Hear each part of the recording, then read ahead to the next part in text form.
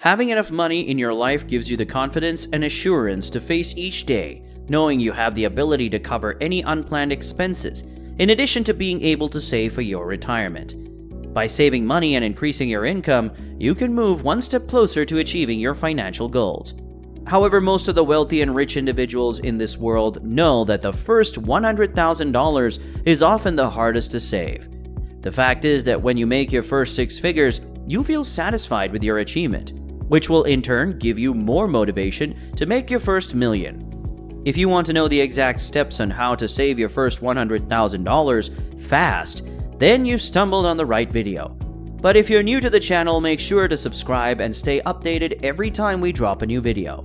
Step 1. Start saving while you're young. Always avoid procrastination when it comes to saving. Your initial payments should ideally be made as soon as you graduate from college and begin working. Saving money each year, even if it's only a few $1,000s, can result in higher savings each year because of compound interest, gradually increasing the total amount saved. You'll move forward in the deposit cycle by getting your first deposits in as soon as possible. Start researching college grants and scholarships in high school. The fact that some of your education expenses will be covered will make it simpler for you to save for college. There must be at least a few scholarships that you can apply for and use to help you save your first $100,000, since, according to Forbes, approximately $100 million in scholarship money goes unclaimed each year. Step 2. Start having the right attitude to save. Saving your first $100,000 is a long-term objective that is neither simple nor achievable quickly. You need to begin training your mind if you want to get there. You must comprehend how to accomplish this goal and make the necessary plans. Now might be a good time to start keeping track of your expenses and budgets if you are the type of person who doesn't usually do so. Every action must be focused on reaching the saving objective.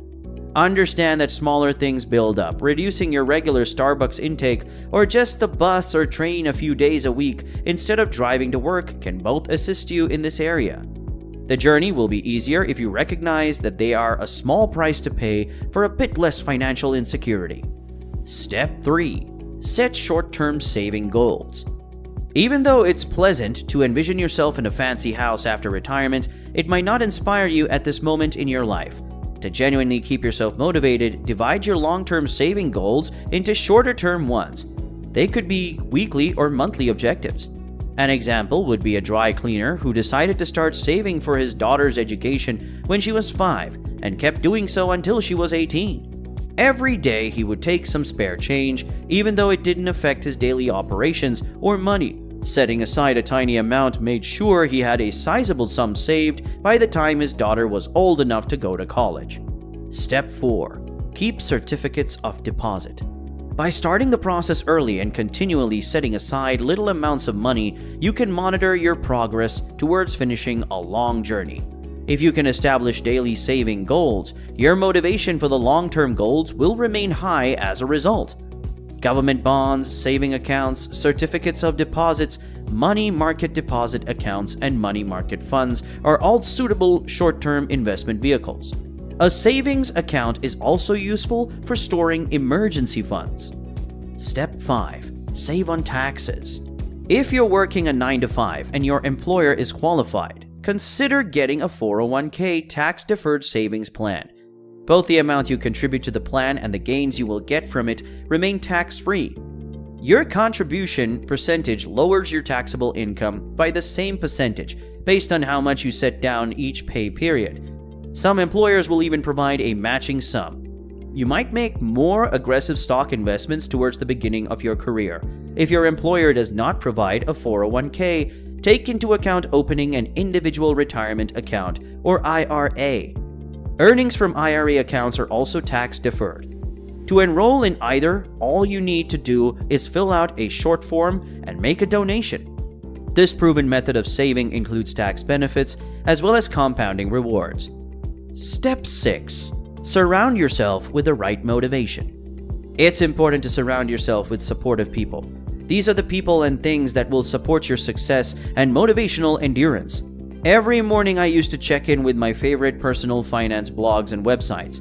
They encouraged me and maintained my motivation. I also spent more time with friends who wanted to talk about money and work, and I read a lot of books on personal finance and business. Once you start to alter your circle of influence and surround yourselves with the right influences that support those goals, you will notice that you are more dedicated to achieving your financial goals.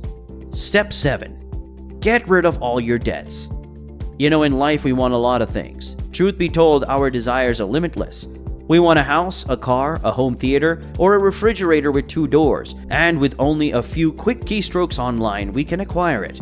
However, it turns out that pursuing instant gratification comes with a significant price that could take years to pay off, and could perhaps reduce your longevity.